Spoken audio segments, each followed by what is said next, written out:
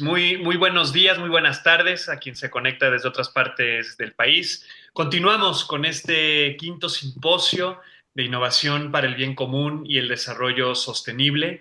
Mi nombre es Alberto Irezábal Vilaclara, soy director del Centro Internacional de Investigación de la Economía Social y Solidaria aquí en la Universidad Iberoamericana de la Ciudad de México. Y para avanzar en este panel, donde hablaremos sobre inclusión en este mundo cambiante, tenemos a dos grandes invitadas que nos van a hacer favor de acompañarnos, de provocarnos y de activar esta reflexión.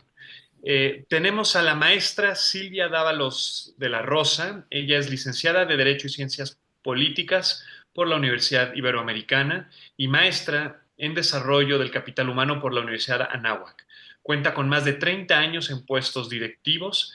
Fue directora de Políticas Públicas en el Consejo Coordinador Empresarial entre 2016 y 2024 y actualmente es coordinadora en Promotora Social México y coautora de Disruptivo, así como autora de artículos sobre igualdad y liderazgo.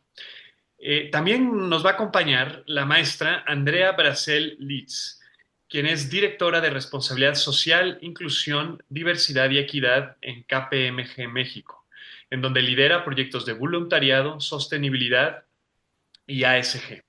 Coordina comités de sustentabilidad e inclusión y lidera el Impact Plan de KPMG.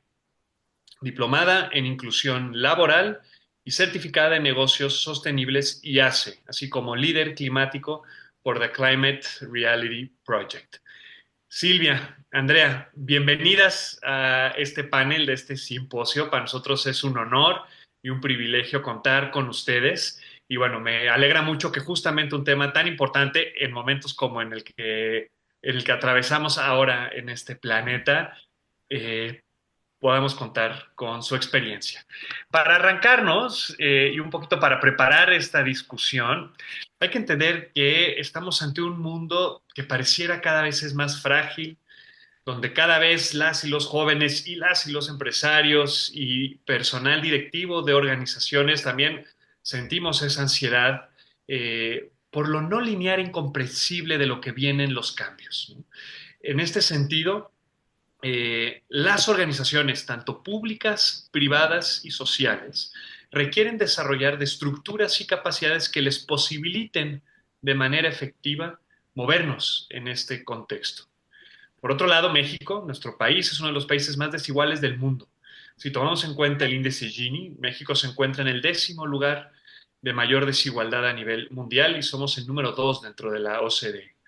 En este panel vamos a explorar cómo las estrategias y los proyectos de inclusión y diversidad no solamente otorgan elementos de resiliencia organizacional ante el cambiante contexto, sino que también pueden contribuir de manera significativa a reducir las desigualdades en nuestro país, algo que tanto necesitamos. Silvia, Andrea, otra vez bienvenidas. Yo me voy a arrancar con una serie de preguntas, las cuales les haré a ustedes.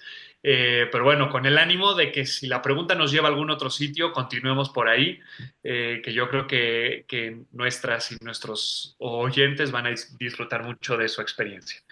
Para arrancar, y le haré la primera pregunta a Silvia y luego te daré la palabra a ti, Andrea.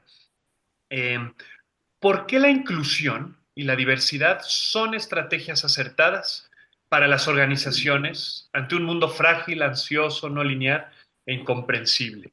¿Y qué experiencias o qué proyectos dentro de su ámbito profesional conoce y que a lo mejor nos pudieran dar luz a las demás y a los demás para entender que hay caminos para navegar justamente por este mundo? Con eso, Silvia, te doy la palabra para que nos arranquemos. Muchísimas gracias, Alberto, y muchísimas gracias al ingeniero Mariscal que me da siempre la oportunidad de poder compartir con todos los que nos escuchan experiencias relacionadas con estos temas que nos apasionan. Este tema de inclusión y diversidad siempre ha sido algo que llevo muchos años poniéndolo en la agenda, no solamente en la personal, sino en las organizaciones en las que he tenido oportunidad de trabajar. Así que muchas gracias a la Universidad Iberoamericana que esté poniendo todos estos temas sobre la conversación y los diálogos en los que debemos de tener todos. Y bueno, pues con respecto a tu pregunta, como ya nos diste una importante introducción con respecto al contexto que estamos viviendo, pues creo que es precisamente el contexto que estamos viviendo a nivel global, porque ya no podemos de hablar de esa palabra. Antes se reducía un poco a lo nacional y lo regional, pero pues hoy también estamos inmersos en muchísimos convenios internacionales. Estamos relacionados en México con muchísimos países con los que tenemos relación comercial, económica, financiera y de muchas otras experiencias que compartimos con otros países. Y precisamente porque estos contextos han sido muy cambiantes y porque se hacen vulnerables y se vuelven inciertos, el famosísimo VUCA, ¿no? Que ahora ya transitamos a otro concepto más complejo todavía, porque nos volvemos frágiles ante a estos contextos cambiantes. Pues uno de los puntos más importantes es que cuando hablamos de inclusión y cuando hablamos de diversidad, considero que tenemos que empezar a quitarle las etiquetas que tiene. Así como muchas veces nos han dicho a quienes estamos en estos paneles que es un tema de moda, es una tendencia, hablar de inclusión, de diversidad, pues claro, porque hay muchísimas vacíos, hay omisiones en en este pensamiento que como sociedad y como país debemos tener. Entonces, empezando con un tema disruptivo, es que tendríamos que empezar a quitar esas etiquetas de inclusión y diversidad. Hay que empezar a tener un pensamiento sistémico. Si no hablamos de un pensamiento sistémico, un pensamiento que no es lineal, que es mucho más complejo, que además tenemos a la persona, porque la parte del pensamiento sistémico es una visión de largo plazo. Y todas las organizaciones y como país tendríamos que empezar a cambiar y tener una visión de largo plazo. No el consecuencia y efecto de manera coyuntural, sino que tenemos que empezar a ver como sociedad en cuanto a nuestra estructura de pensamiento que nos hace seguir hablando de inclusión y diversidad y de las barreras que nos encontramos todas y todas en las organizaciones en las que laboramos o con las que tenemos relación. Entonces, con este pensamiento sistémico, a lo que me refiero es que además de tener una visión de largo plazo, el pensamiento sistémico introduce un punto fundamental que es la subjetividad, es a la persona. Si empezamos a tener el cambio de pensamiento y que cuando hablamos en estas organizaciones, hablamos más allá de las organizaciones públicas, privadas o sociales y hablamos de la persona en el centro y no de la organización en el centro, empezamos a tener claridad, porque cuando tú hablas de la persona como un todo, hablas de manera integral, hablas de sus habilidades, hablas de sus competencias, hablas de su experiencia, hablas de su visión, hablas de su personalidad, de su dignidad, de sus pasiones, de sus convicciones, de sus valores, de sus principios. Entonces, cuando empezamos una conversación como esta, y sobre todo cuando queremos hablar con los jóvenes, es que ya no podemos hablar simplemente de momentos, porque una visión fragmentada de lo que en una organización significa, cualquiera que ésta sea, y como país, por eso quiero hacer referencia a que he tenido la posibilidad de trabajar en el sector público 5 sexenios, pero después en el Consejo Coordinador Empresarial y hoy en una organización social, estamos hablando de personas. Las organizaciones están compuestas de organizaciones y quisiera para cerrar, para no quitarle la palabra a Andrea, es que quisiera enfocarnos solamente en que este pensamiento sistémico de largo plazo, enfocado en las personas, y tenemos que empezar a hablar de liderazgos, para que cuando hablemos de inclusión y cuando hablemos de diversidad, podamos tener un escenario mucho más enriquecido para poder tener una conversación compleja e incómoda en muchas ocasiones. Muchas gracias, Silvia. Con la persona al centro, que me gusta mucho cómo lo colocas, le paso la palabra a Andrea. Muchas gracias, Alberto, y un gusto estar compartiendo este espacio con Silvia y con todos ustedes. Muchas gracias por la invitación. Y sí, pues precisamente retomando este tema del que habla Silvia, de tener a la persona en el centro, pues hay que recordar que al final la inclusión y la diversidad tiene que ver con los derechos humanos de las personas, con quiénes somos y cómo nos proyectamos en las organizaciones, el traer nuestra mejor versión a las organizaciones o a las instituciones en las que estamos colaborando. Al final, este tema de inclusión pues viene desde nuestra constitución política de los Estados Unidos mexicanos, o sea, es un tema en donde se prohíbe la discriminación, en donde se habla de un tema de igualdad, entonces hay todos estos elementos que nos hablan de derechos y que nos hablan también de oportunidades, porque al final pues la inclusión y la diversidad lo que permea y lo que propicia es la creatividad en las personas, que podamos tener innovación, que podamos tener entornos en donde nos representen más como sociedad. No podemos hablar de personas de una manera homogénea, ¿no? Cada uno de nosotros aporta características, habilidades, experiencias que van a enriquecer nuestro entorno. Y al final, pues todas estas, al poder trasladarlo a políticas dentro de las organizaciones, pues vamos a tener oportunidades de atraer y de retener también a nuevos talentos, que la gente se sienta más identificada con una organización en la que pueden ser ellos y ellas mismas y que pues el compromiso público ante estos temas de inclusión, diversidad y equidad, pues también va a mandar un mensaje de mayor reputación ante las organizaciones porque estamos trabajando precisamente con estos temas. Estamos hablando de mayores oportunidades en el mercado al podernos posicionar como empresas más inclusivas con estos entornos abiertos para todas las personas.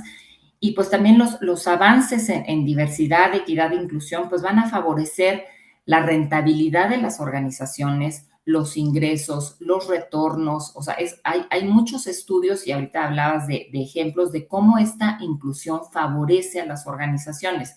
Simplemente por mencionarles uno, un informe en materia de género impulsado por Acueles dice que tras estudiar 910 organizaciones a lo largo de 3 años, se encontró que los espacios laborales con mayor representación femenina, por hablar de uno de los aspectos, eran más innovadores y contaban con un mejor clima laboral.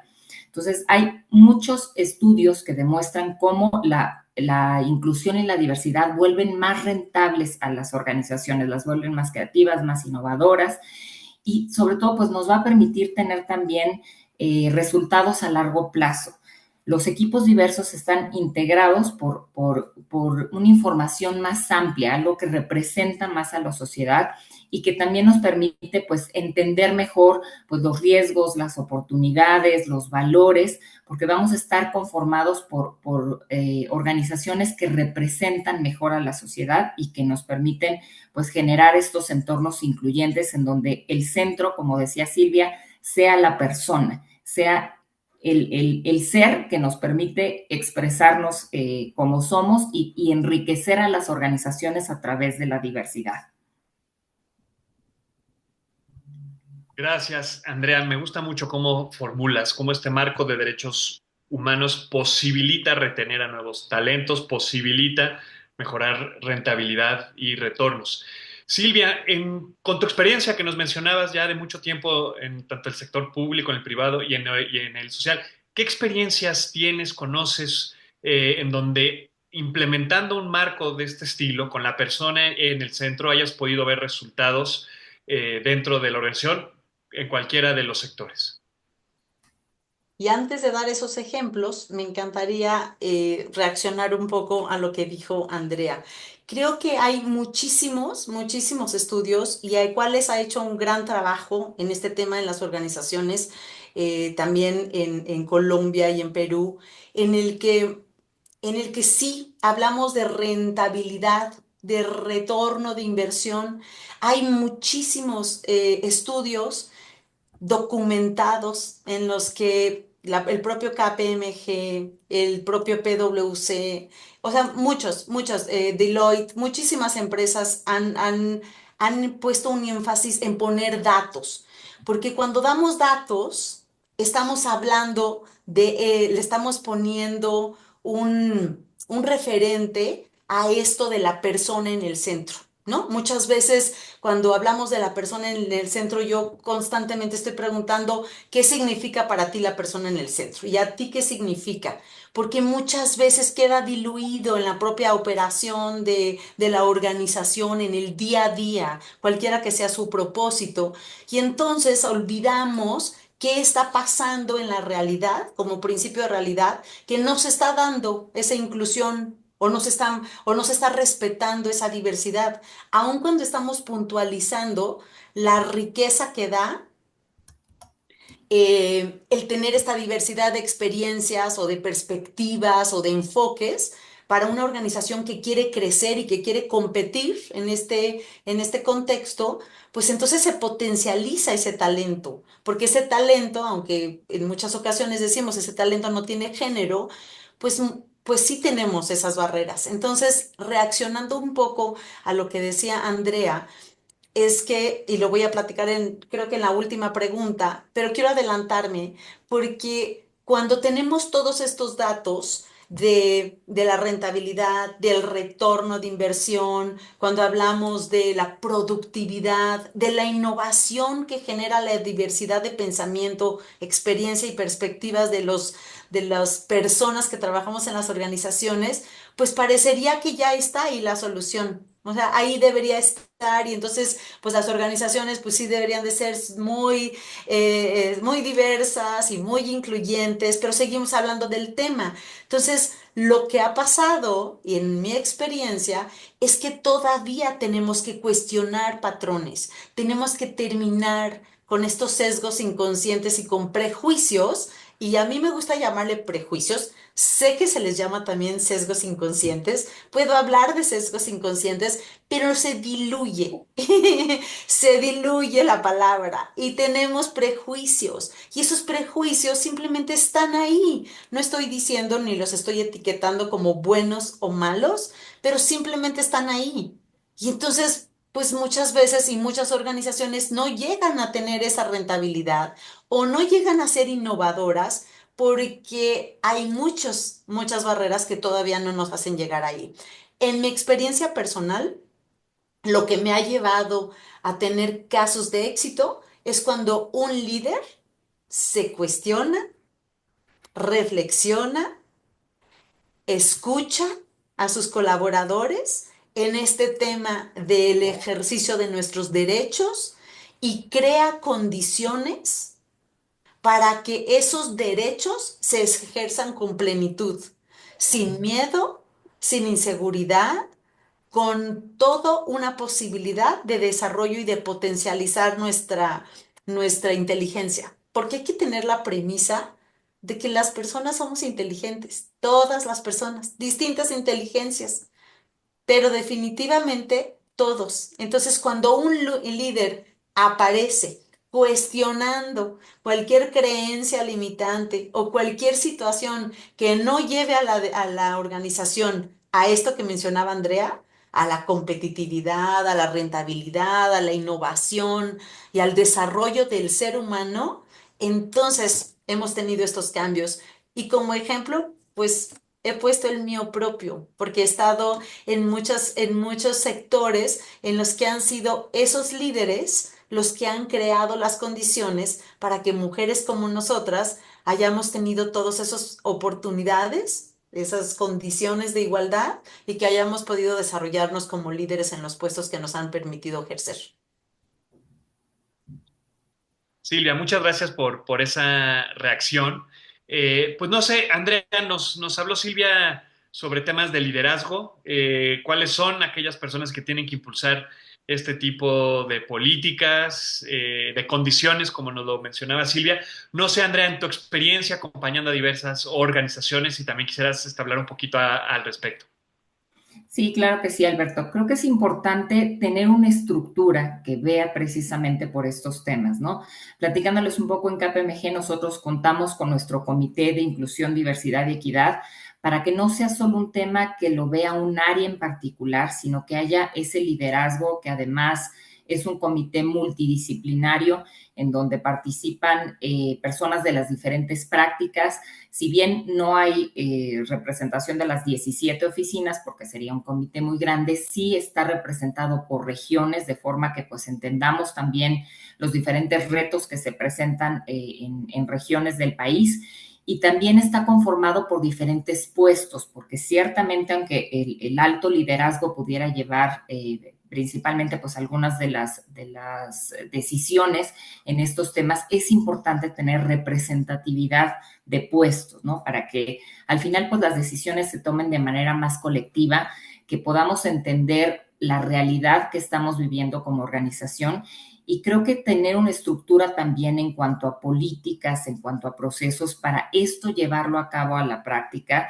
Muchas veces pues suena muy bonito el título de inclusión, diversidad y equidad, pero si no lo ves reflejado en políticas, si no lo ves en programas, en campañas, en algo que lo haga tangible para la gente, y no solo la gente interna, sino también nuestros públicos externos, va a ser muy difícil de percibir, ¿no? Igual en nuestro caso, quiero platicarte, nosotros estamos certificados en la norma de igualdad laboral y no discriminación, que al final lo que permite es pues que nuestros procesos se encuentren libres de justo pues estos sesgos discriminatorios, ¿no? Y es un trabajo constante que tenemos que estar haciendo para poder mantenernos actualizados, para ver que realmente pues nuestra gente pueda percibir en el día a día esta inclusión. Entonces creo que esta parte de estructura y de que el liderazgo realmente pues esté impulsando estos temas, pues se vuelve muy importante. Muchas gracias, Andrea. Yo creo que tanto tú, Andrea, como Silvia nos presentan un escenario donde estas políticas de inclusión, de equidad, de igualdad, son políticas necesarias para las organizaciones, ¿no? Y eso pareciera que en un contexto global como en el que estamos hoy en día, pareciera contrasistémico en ciertos espacios de nuestro planeta. Entonces, me alegra escucharlo. Y dado que estamos en el tema, me voy a pasar a una de las preguntas que tenía más adelante, porque ya, Andrea, ahorita nos hablabas un poquito sobre aquellos retos, oportunidades que tiene la implementación de este tipo de estrategias dentro de nuestras organizaciones, ¿no?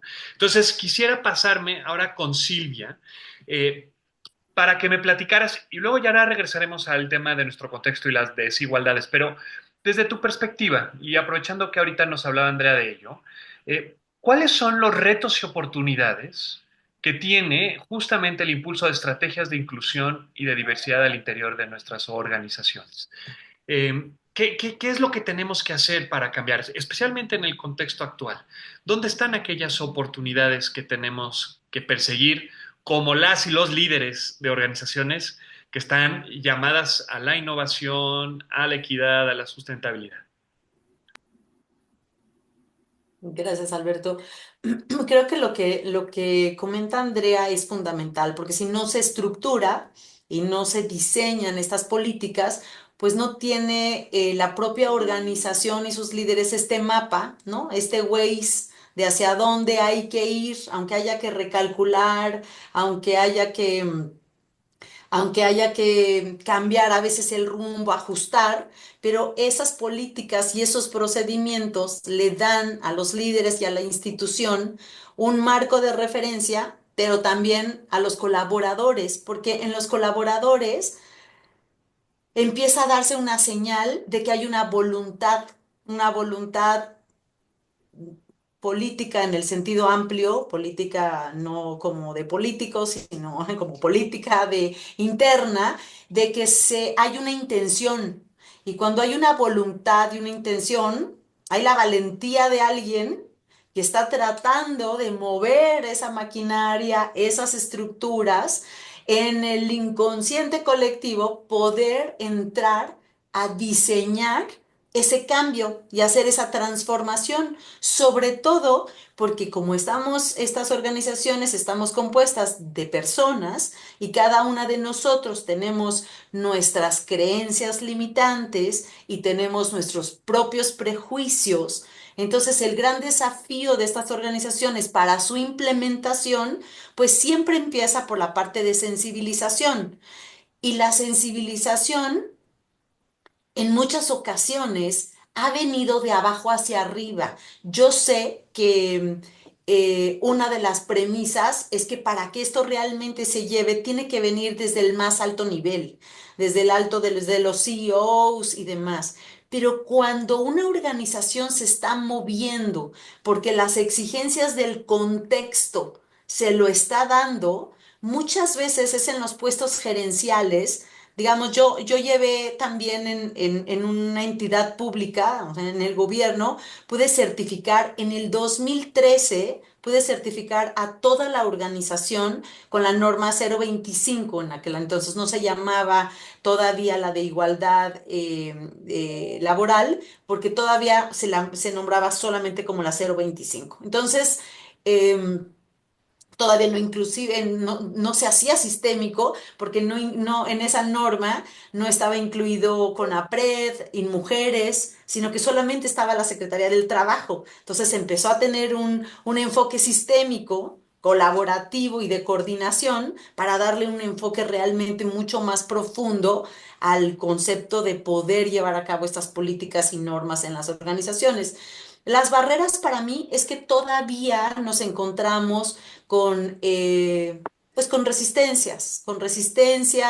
una falta de comprensión del impacto real que tiene en esta forma de que podamos convivir y cooperar y colaborar y conciliar con personas que son distintas a nosotros, que piensan distinto y que cuando hay una implementación de esta inclusión y esta diversidad, tengamos muy presente que no es una confrontación de personas, sino es un diálogo entre ideas de distintas personas con pensamientos distintos. Entonces, creo que el gran desafío para las organizaciones, desde mi punto de vista, todas, la pública, la social y la privada, es seguir sensibilizando desde muchos ángulos, desde el ángulo de la colaboración, desde el ángulo de la conciliación y desde el ángulo sistémico de que la innovación se va a dar en esa organización y su resiliencia y su adaptación se va a dar en el momento en que nos veamos unos a otros como una forma de complemento y no como alguien con la que vamos a estar confrontando, que muchas veces se ve así. Entonces, creo que tenemos que romper con muchos paradigmas, con muchas creencias, y el gran desafío en estos procesos y políticas para que realmente se lleguen a interiorizar cuando se implementan es romper esos sesgos y romper y seguir sensibilizando a líderes y a todos los miembros de la organización con sus diferentes enfoques. Gracias. Gracias, Silvia. Nos hablabas de varios elementos, ¿no? Como este camino de las organizaciones, esa sensibilización desde abajo hacia arriba, ¿no? Desde un nivel gerencial que impulsen este tipo de políticas al interior de las organizaciones. Hablabas de voluntad política para el cambio, ¿no? En todos los espacios, yo creo que no nada más tiene que ser en los altos espacios, sino también aquellos donde emergen las resistencias, así como contar con un mapa. Andrea, ustedes en KPMG me imagino que habrán acompañado un sinfín de organizaciones en estos procesos. Eh, ¿Dónde encuentran las resistencias? ¿Dónde encuentran esos sesgos? ¿Dónde encuentran las oportunidades justamente de organizaciones que están deseando cambiar justamente para impulsar su innovación, digamos, su capacidad de mejorar sus resultados a través de este tipo de políticas? Yo creo que la resistencia la encuentras en todos lados, porque al final pues hay un status quo, ¿no? O sea, la gente no quiere cambiar a menos que pues vea un beneficio. Y creo que aquí uno de los retos que tenemos con estos temas es que la gente perciba que los temas de igualdad es algo deseable para todos y todas, ¿no? Aun si yo estoy en una situación de privilegio, en una situación de liderazgo, yo tengo que darme cuenta que el vivir en un entorno mucho más igualitario, en una organización en donde se promuevan las oportunidades, en donde yo tenga la misma oportunidad de capacitarme, de crecer, de desarrollarme, va a ser en beneficio al final de la organización y que es una responsabilidad que todos y todas debemos construir. no es solo un tema de liderazgo, no es solo un tema de decir, pues es que si no existe la política o el programa o esto que venga de la alta gerencia, yo no participo. Yo siempre he dicho que, por ejemplo, en el tema de mujeres, ¿no? ¿Por qué un hombre quisiera impulsar el tema de desarrollo de las mujeres? Porque al final, pues todos queremos vivir en una sociedad con más oportunidades, más equitativa, con igualdad. Y si yo soy un agente de cambio que ayuda a crear ese piso parejo para todos y todas, pues estoy contribuyendo a una labor más grande que pues ver por mi propio beneficio. Entonces, pero es un reto de convencimiento y de entender pues por qué voy a privilegiar a un grupo en el que a lo mejor históricamente ha sido vulnerado. Si hablamos de la comunidad LGBTQ+, si hablamos de las personas con discapacidad, si hablamos de las personas racializadas, ¿por qué necesito a lo mejor crear estos esfuerzos particulares hacia esos grupos históricamente vulnerados? Pues precisamente para crear este entorno igualitario en donde todas y todos podamos sentir que nuestro talento, nuestras habilidades, nuestra experiencia es lo que al final nos va a permitir una mejor oportunidad. Si yo no siento si yo no percibo esta igualdad de oportunidades, pues me voy a sentir desanimada en un entorno en el que únicamente se privilegia a algunos, ¿no? Entonces, creo que esto también se vuelve un área de oportunidad para las organizaciones porque nos permite diferenciarnos de otras, diferenciar aquellas que tenemos políticas, que estamos hablando, que somos vocales en el tema, en querer pues hacer un cambio dentro de la sociedad, eso se vuelve una oportunidad. Y hoy lo vemos desde pues que nos llega una requisición para una propuesta, cuando ya las organizaciones están preguntando, oye, ¿cuáles son tus políticas de derechos humanos? ¿Cómo estás privilegiando al grupo de personas con discapacidad? ¿Qué estás haciendo en este entorno para tener una mayor participación de las mujeres? Entonces, se está volviendo un imperativo moral en los negocios que las organizaciones estemos trabajando en estos temas e impulsando el cambio. Entonces, claro que las organizaciones que se están preparando en estos temas, que están desarrollando estas políticas, pues van a tener una ventaja competitiva frente a las otras. Van a poder atraer un talento mucho más diverso, van a poder retener a los colaboradores por este sentido de orgullo de trabajar en una empresa inclusiva, diversa, que está trabajando en temas de equidad. Entonces, estos retos pues se vuelven también oportunidades para que las organizaciones brillemos y trabajemos en estos temas. Muchas gracias, Andrea. Yo también comparto que creo que son oportunidades que tenemos y que en ese sentido me gustaría aterrizar un poquito en el contexto nacional, en el contexto mexicano. Es un contexto que sabemos impera unos índices de desigualdad muy elevados. Hay regiones sometidas bajo regímenes de inseguridad, de violencia. Eh, Ante nuestro contexto, ¿cómo este tipo de estrategias para nuestras organizaciones, ya sean públicas, privadas o sociales, nos ayudan a contribuir? Y ya han hablado de algunas cosas que creo que pueden funcionar, pero ¿cómo lo aterrizamos a nuestro contexto nacional en torno a los retos que enfrentamos como país? Y no sé si Silvia, en esta línea o reaccionando también un poquito a lo que Andrea ya nos iba explicando de los retos, quisieras comentarnos como algunas de tus perspectivas basada en tu experiencia justamente para nuestro contexto nacional.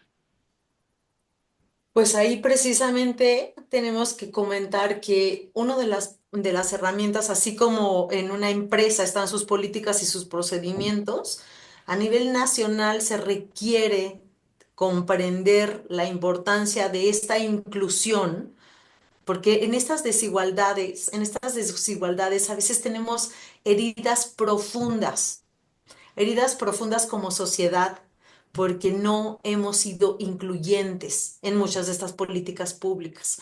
En estas políticas públicas y en estos esquemas de país en los que se han dejado a todos estos grupos llamados vulnerables, y que coincido con Andrea, que más que grupos vulnerables, han sido grupos que han sido vulnerados en sus derechos, porque el derecho a la no discriminación está desde el mismo momento en que se establece una política pública para la primera infancia o una política pública de salud o de educación, que en un caso, para poner ejemplos muy específicos, porque bueno, nos podemos ir al de seguridad y nos podemos ir a muchas cosas para hablar sobre este país, pero cuando hablamos de los factores fundamentales y estructurales, como son la primera infancia, nuestros niños y niñas, ¿no? En la educación y en la salud, ahí empezamos a tocar el tema de raíz, de donde se iniciarían muchas de esas desigualdades que van después, porque con esta visión de largo plazo, tenemos que ver que mucha gente pudiera decir, por ejemplo, ¿para qué invertimos? Y sé que muchísimas empresas hoy, muchas empresas han dado el avance para saber cómo en su rol como entidades económicas tienen una responsabilidad con la primera infancia, por decirte un ejemplo del que estoy involucrada, ¿no? Y si nosotros vemos a la primera infancia, que son niños de 0 a 5 años, y no podemos sensibilizar desde la política pública, desde la política de la empresa con sus mujeres y sus hombres, ¿no? Porque son padres también con la paternidad corresponsable, el impacto que va a tener en la desigualdad social si no se invierte en la primera infancia, educación y salud principalmente. Vamos a seguir hablando de muchísimas desigualdades. Definitivamente uno de los líderes con los que tengo la oportunidad de trabajar ahorita está convencido y puede transmitir con esta pasión y esta convicción de que si no se invierte en la primera infancia, no va a haber movilidad social. Es el detonador más fuerte para empezar a disminuir las brechas de desigualdad que tenemos en un país como este, porque la educación y la salud, como binomio indisoluble, van a ser fundamentales para que otros derechos no se vean vulnerados después. Entonces, creo que cuando tú los incluyes en cualquier decisión de Estado y de política pública, a niños, a niñas, adolescentes, empezamos a construir un país mucho más dispuesto a recibir condiciones que le permitan reducir la desigualdad, esas brechas enormes de desigualdad que tenemos como país. Gracias, Mira, y lo estableces de una forma muy clara, porque no solamente somos las soluciones que tenemos que mirarnos hacia adentro en términos de nuestras propias políticas de diversidad e inclusión, sino también cómo nos estamos relacionando con nuestro entorno, ¿no? Y el impacto que estamos generando en esa línea. Asumirnos como actores de un proyecto de nación en donde todas y todos hacemos nuestra parte. Andrea, en esta misma línea, digo, ¿qué experiencias tanto tuya personal como organizacional han tenido en torno a estas políticas que no solamente miran hacia adentro de las organizaciones, sino que también tienen un despliegue hacia afuera, justamente mirando a reducir brechas de desigualdad, a favorecer mecanismos de inclusión para aquellas y aquellos participantes o actores que se involucran de alguna forma con la organización? Claro, Alberto.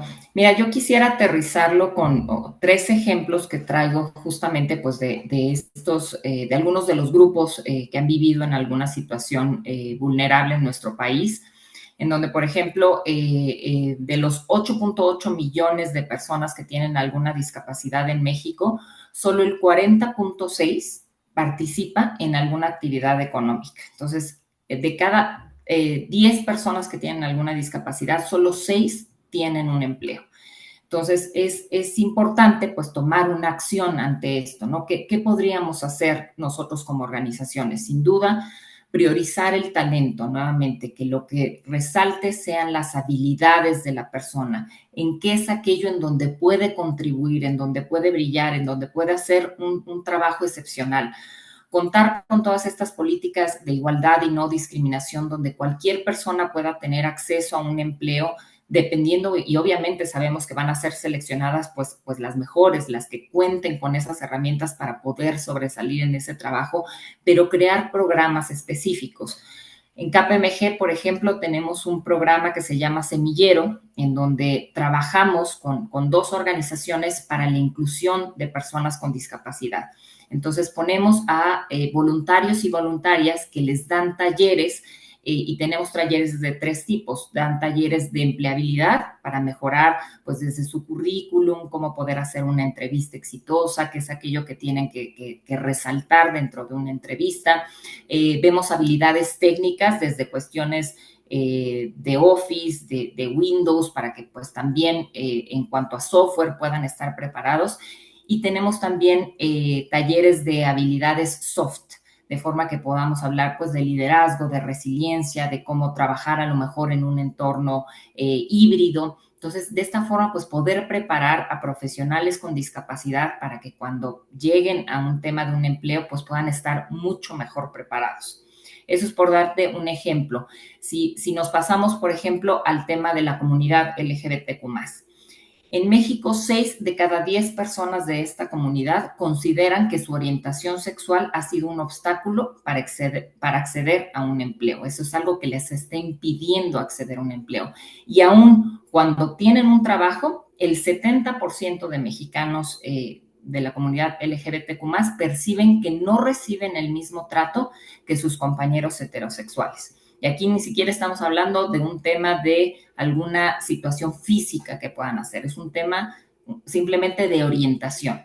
Y pues este trato desigual hacia los colaboradores de esta comunidad, pues nuevamente no les permite ser ellos y ellas mismas, traer lo mejor de sí mismo en la organización. Si nosotros tuviéramos que ocultar una parte de nuestra identidad, pues ¿cómo nos sentiríamos en ese entorno laboral? Entonces, nuevamente, tener estas políticas y estos espacios en donde abracemos y celebremos la diversidad, en donde podamos tener a lo mejor un grupo de empleados donde les escuchemos, donde podamos compartir ideas, donde podamos sensibilizar al resto de colaboradores y colaboradores de la importancia de ser aliados y aliadas.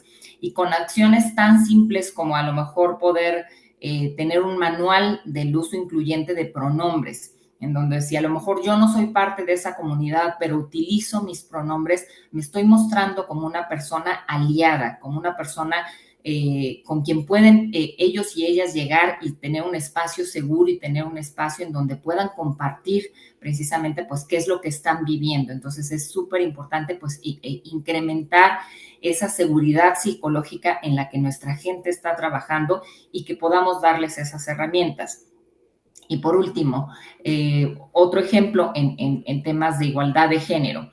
Solo el 45.6% de las mujeres en edad productiva participan en la fuerza laboral, comparado contra el 77.5% de los hombres. Y no es que las mujeres no necesariamente no quieran trabajar, simplemente no tienen esas mismas oportunidades. ¿Por qué? Pues porque muchas veces los temas de cuidado, los temas de cuidado, y no solo me refiero de menores, muchas veces incluso pues de las personas adultas en las familias, pues recaen en el tema de las mujeres. Y bueno, ¿qué podemos hacer como organizaciones para dar este piso parejo y propiciar estas oportunidades para las mujeres? Pues estas oportunidades de trabajo híbrido, ¿no? En donde no necesariamente todo el tiempo tengamos que estar desde oficina, que se pueda hacer un esquema flexible en los que, pues, a lo mejor yo tengo un evento de mi hija, pues se me dé esa oportunidad de participar sin poderlo planear de manera correcta, pero que tenga esa oportunidad y esa flexibilidad para poder combinar mis responsabilidades familiares y personales, donde una mujer no tenga que renunciar, por ejemplo, al derecho de lactar a su bebé porque no cuenta con un espacio digno dentro de su centro de trabajo, que pueda tener un espacio adecuado, bonito, en donde puede extraer su leche a lo mejor para cuando regresa con su bebé y no quitarle ese derecho tan importante ahora que Silvia hablaba de la primera infancia, algo tan básico como poder dar de su leche a su bebé. Y bueno, tener obviamente pues políticas en todos los sentidos de igualdad salarial, de seguridad psicológica. Las mujeres muchas veces pues darles herramientas como mentores y mentoras que puedan impulsar su desarrollo profesional, sensibilizar nuevamente a los hombres de por qué es importante ser aliados del empoderamiento femenino. Entonces, bueno, son muchas las acciones que podemos hacer y nuevamente es un tema pues de impulsarlo a través de nuestras organizaciones y de reconocer en la igualdad un valor competitivo. Andrea, muchas gracias por habernos dado estos ejemplos. Yo creo que nos ayudan a entender que no solamente es una teoría, sino se vive en la práctica y que todas las organizaciones podemos irlo implementando. Estamos llegando al cierre de nuestro panel, pero antes de despedirnos, quisiera pedirles a ambas, Silvia, si quieres empezamos contigo, ¿qué llamado nos haces a estudiantes, a empresarias, a empresarios y a la comunidad Ibero en general con respecto a este tema de diversidad e inclusión? Estos últimos mensajes son los que más nos pueden mover a, a querer inspirar de acuerdo a nuestra experiencia, porque como lo vio Andrea y muchos de los que la escucharon, ya hay muchas empresas y organizaciones que lo están llevando a la práctica. Mi llamado es a todo aquel que tiene adentro un liderazgo que desarrollar, porque el liderazgo se desarrolla, es una competencia, no se nace, se desarrolla y se desarrollan habilidades para poder llevarlo a cabo de mejor manera. No se requiere un puesto para ser líder porque somos personas y somos de manera integral. em, Seres en desarrollo de nuestro potencial. A los jóvenes principalmente, ese potencial es el que hay que desarrollar. ¿Qué ventaja competitiva tienen los jóvenes en que hoy están ellos en el mejor momento para seguir desarrollando su inteligencia emocional? Hay que dar para poder potencializar esa visión de inclusión. Hay que, hay que trabajar mucho en nosotros mismos. Hay que seguir trabajando en nuestra evolución, en nuestra mejor versión como personas, para que podamos darlo a todo el sistema que nos rodea. Hay que ir trabajando sobre nuestros prejuicios, sobre nuestros miedos, sobre nuestras inseguridades, porque todos los tenemos. No pensemos que el CEO no la tiene. Todos en cualquier puesto, porque el ser y el hacer están vinculados, pero quien realmente puede hacer transformaciones en este mundo es quienes somos, no lo que hacemos. Pero sí lo que hacemos, sí lo que somos determina lo que vamos a hacer. Entonces yo creo que todos, empresarios, jóvenes, políticos, tendríamos que empezar a tener una visión de más largo plazo, una visión en la que el prefijo co esté siempre presente, corresponsables, conciliadores, colaborativos, construyamos y co-creamos juntos. Si no tenemos una visión en la que todo el que está junto a nosotros, con las que estamos todos interrelacionados, vamos a ser parte de esta transformación como país, para ser incluyentes desde el momento mismo en que vemos a alguien distinto a nosotros, nos sabemos que nos vamos a enriquecer y no nos vamos a cerrar. En ese momento mismo empezamos a ejercer un liderazgo transformador, pero sobre todo consciente.